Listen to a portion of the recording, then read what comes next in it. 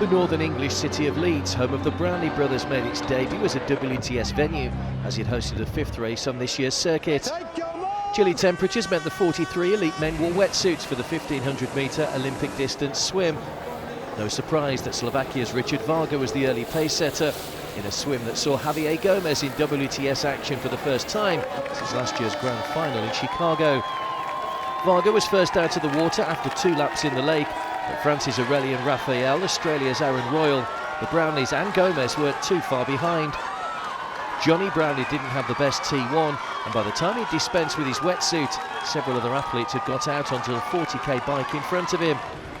The younger of the two brothers was still looking for his first win of the year, after finishing second and third in Cape Town and Gold Coast respectively.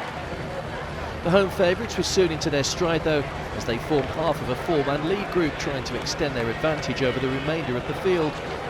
Not surprisingly, large crowds lined the route through the city centre. The tight technical course contained 16 corners in the space of 4k.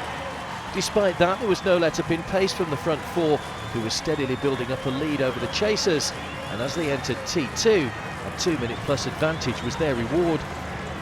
Johnny set off first with Alistair close behind. The two then ran together for a short while before Ali decided to make a break. He made his return from injury on Gold Coast but finished well down the list.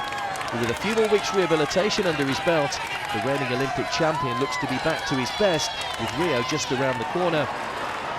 He was soon running on his own, with Johnny falling further back. There was also a battle for third, with Aaron Royal mindful that Javier Gomez was making his way through the field.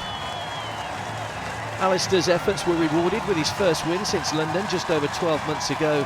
He was able to enjoy the adulation from the home crowd down the finishing chute as he crossed the line with an impressive 32-second advantage.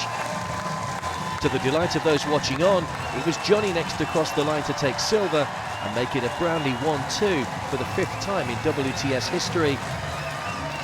Royal held on to third to seal his first podium finish since Stockholm last August. He, like the Brownlee brothers, will line up in Rio, as will Gomez, who came in 4th. Fittingly, in their home city, it was the Brownlee brothers that dominated as Alistair took the gold, Johnny the silver and Aaron Royal the bronze. So for the 21st time in his career, Ali Brownlee took gold and confirmed that he is very much back to his best.